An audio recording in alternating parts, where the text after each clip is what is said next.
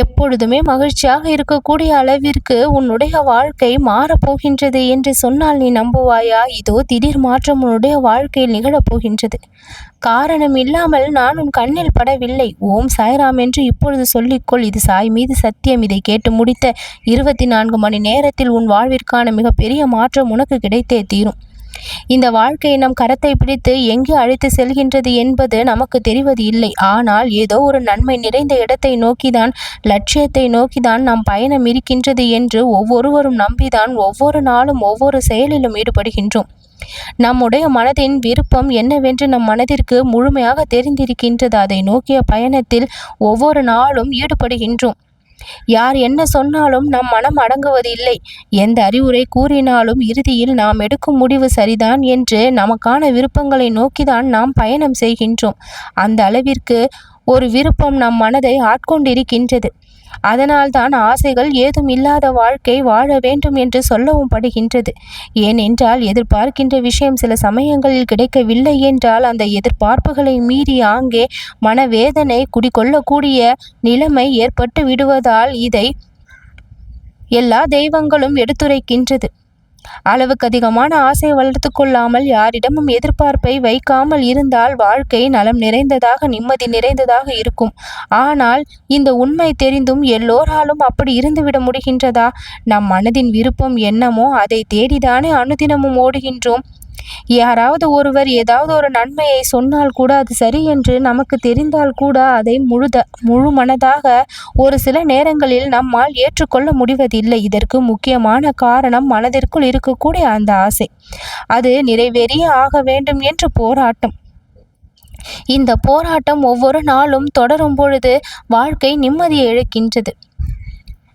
இந்த போராட்டத்தின் முடிவு எப்பொழுதுமே வெற்றிதான் கிடைக்குமா என்று கேட்டால் சொல்ல முடிவது இல்லை. ஆங்காங்கே தோல்விகளும் சந்திக்கப்படுவதால் என்னதான் வாழ்க்கை இது என்கின்ற எண்ணம் தோன்றிவிடுகின்றது. முன்கூட்டியே யாராலாவது அனுபவம் மிக்கவர்களால் ஒரு சில விஷயங்கள் எடுத்து சொல்லப்படும் பொழுது அது நமக்கு சாதகமாக இருந்தால் ஏற்றுக்கொள்கின்றோம். அவர்கள் நல்லவர்கள் என்றும் புகழும் பாடுகின்றோம். ஆனால் நம் விருப்பத்திற்கு மாறாக இருந்தால் அவர்களை தீயவர்கள் என்று எண்ணியோ, அவர்கள் நம் விருப்பத்திற்கு எதிரானவர்கள் என்று அவர்கள் மீது காழ்ப்புணர்ச்சியை கொண்டோ செயல்பட தொடங்கி விடுகின்றோம். அப்பொழுது இதற்கு எல்லாம் மூலதனமான காரணமாக இருப்பது நம்முடைய மனம். அந்த மனம் எந்த அளவிற்கு தெளிவாக இருக்கின்றதோ அந்த அளவிற்கு நம்முடைய வாழ்க்கை வளமையானதாக இருக்கும். எந்த இடத்திலெல்லாம் பலவீனத்தை சந்திக்கின்றதோ அந்த இடத்தில் தோல்வியை சந்தித்து தீரும் என்பதுதான் விதியாக இருக்கின்றது. இது நடக்காது என்று உன்னுடைய விதியில் இருந்தால், அதை தேடி உன்னுடைய கவனம் முழு நேரமும் இருந்தால், அதற்கான தோல்வியை தழுவும் பொழுது வாழ்க்கையே வெறுப்பாக மாறிவிடுகின்றது. வாழ்க்கையில் யாரோ ஒருவர் சூன்யம் வைத்தது போல நிலைமை தோன்றிவிடுகின்றது. எல்லாவற்றிற்கும் முக்கிய காரணம் எது என்று இப்பொழுது புரிகின்றதா? அடிப்படையான காரணம் உன்னுடைய எண்ணங்களும் மனதினுடைய சிந்தனைகளும் தான்.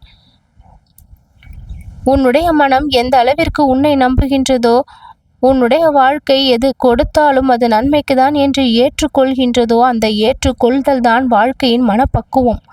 அதுதான் புரிதல்.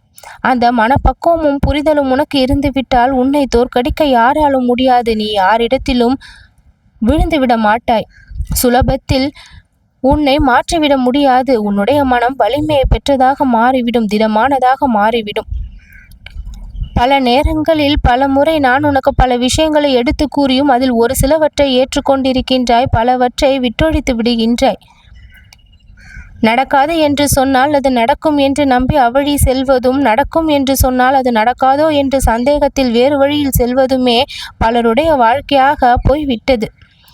இது எல்லாவற்றிற்கும் காரணம் நம்பிக்கையின்மை. என்னுடைய வார்த்தைகளில் நீ நம்பிக்கை இல்லாததால் சில சமயங்களில் தடமாறி சென்று விடுகின்றாய். அப்பொழுது கூட தாயானவள் குழந்தை தீய வழியில் செல்லும் பொழுது எப்படியோ செல்லட்டும் என்று விட்டு போய்விடுவாளா? நம் குழந்தை என்று அதை கரத்தை பிடித்து இழுத்து நல்ல பாதையில் முன்னேற்றி கொண்டு வரத்தானே ஆசைப்படுவாள். அப்படித்தான் நானும் பல நேரங்களில் உன் கரத்தை பிடித்து இழுத்து இதுதான் உன்னுடைய வழி என்று திடமாக சொல்லுகின்றேன். மனவேதனைக்கு பிறகு அதை ஏற்றுக்கொண்டு அவ்வழி நடக்கின்றாய். இறுதியில் வெற்றி பெறும் பொழுது என்னிடம் வந்து நன்றி சொல்கின்றாய். அதற்கு இரண்டிற்கும் நடுவிலான பாடு என்பதுதான் உன்னுடைய மனவேதனை என்பது. என் அன்பு குழந்தையாகி நீ என் மீது எந்த அளவிற்கு நம்பிக்கை வைக்கின்றாயோ அதைவிட பல மடங்கு இன்பத்தை நான் கொடுப்பேன். எது நடந்தாலும் சாயின் அருளால் நடக்கின்றது என்பதை தெரிந்து கொள். என்னுடைய படத்தின் முன்போ சிலையின் முன்போ மனமாற அமர்ந்து உன்னுடைய பிரச்சனைகளை எல்லாம் கொட்டி தீர்த்துவிட்டு அந்த பிரச்சனைகளை அப்படியே மறந்துவிடு. உனக்கான அற்புதத்தை நான் நிகழ்த்தி தருவேன் என்று நம்பிக்கை கொள். அது சம்பந்தமாக எந்த விஷயம் நடந்தாலும் அது உனக்கு துன்பத்தையே கொடுத்தாலும் உன் வாழ்நாளின் நிரந்தர நிம்மதிக்காகவும் இன்பத்துக்காகவும் அது நடக்கின்றது என்று நம்பிக்கை கொள்ளும் பொழுது அந்த விஷயம் மாபெரும் வெற்றியாக மாறும், மாற்றம் நிகழும். நடக்கும் எல்லா விஷயத்திற்கும் காரணம் இருக்கின்றது என்பதை தெரிந்து கொண்டால் எந்த ஒரு கஷ்டமும் கடினமும் மனதில் ஏற்படாது. ஏதோ ஒரு காரணத்திற்காகவும் நன்மைக்காகவும் தான் நிகழ்கின்றது என்பது உன் மனநிலையை நீ சந்தோஷமாக வைத்திரு. உன்னை வேண்டாம் என்று சொல்பவர்களின் பின்னால் ஓரளவிற்கு மேல் நீ செல்வது நல்லது அல்ல. அவர்களுக்கான இடத்தையும் அவர்கள் புரிந்து கொள்வதற்கான இடத்தையும் சற்றே நீ கொடுக்க பழக வேண்டும். மேலும் மேலும் அவர்களிடத்தில் மீண்டும் மீண்டும் சென்று உன்னுடைய உரிமைக்காகவும் அன்பிற்காகவும் எப்பொழுதும் ஏங்கி நிற்கக்கூடாது. உண்மையான அன்பு என்பது ஒருவருடைய கட்டாயத்தினாலோ அதிகாரத்தினாலோ வரவழைக்க முடியாது. அவர்களுக்குள் தானாக எழ வேண்டும். அது எழுவதற்கான இடத்தையும் நேரத்தையும் அவகாசத்தையும் நீ கொடுத்தே ஆக வேண்டும். பொறுமையோடு காத்திருப்பது என்பது மிகவும் வலி நிறைந்த விஷயம்தான். ஆனால் அது உன்னுடைய வாழ்க்கைக்கு வலிமையை சேர்க்கக்கூடிய விஷயமும் கூட. எந்த அளவிற்கு ஒரு விஷயத்தில் நீ பொறுமை காக்கின்றாயோ அந்த விஷயத்தில் அது நல்ல விஷயமாக மாறி உன்னுடைய கரம் வந்து சேரும். அவசரப்பட்டு காலம் முடியும் முன்னாலேயே அறுவடை செய்தால் அந்த உழைப்பும் வீணாக்கப்படுகின்றது, அந்த நன்மையும் வீணாக்கப்படுகின்றது. பொறுத்தார் பூமி ஆழ்வார் என்பதை தெரிந்து வைத்துக்கொள். பொறுமை கடலினம் பெரிது என்பதை புரிந்து வைத்துக்கொள். என் மீதான நம்பிக்கையுடன் சேர்ந்து பொறுமையும் உனக்கு இருக்க வேண்டும் என்று ஆழமாக இந்த பதிவில் நான் சொல்கின்றேன். நம்பிக்கை மட்டும் இருந்தால் போதாது, ஒரு விஷயத்தை அடைவதற்கு பொறுமையும் மிக அவசியம். எல்லாமே உடனேயே நடந்துவிட வேண்டும் என்கின்ற பலரின் விருப்பங்கள் நடந்துவிடுவது இல்லை.